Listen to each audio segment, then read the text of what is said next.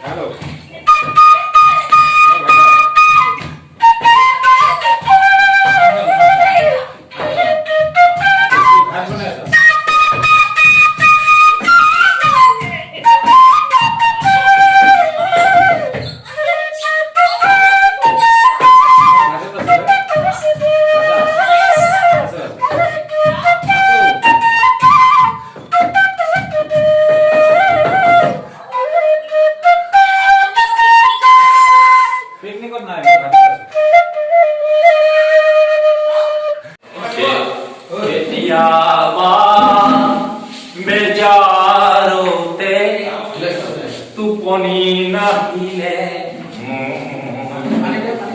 কপালতে কেতিয়া গীতৰ বায়ু পূৰ্ণ বুলি মই আগবাঢ়িছোঁ আৰু ভুল হ'লে নিশ্চয় ক্ষমা কৰিব।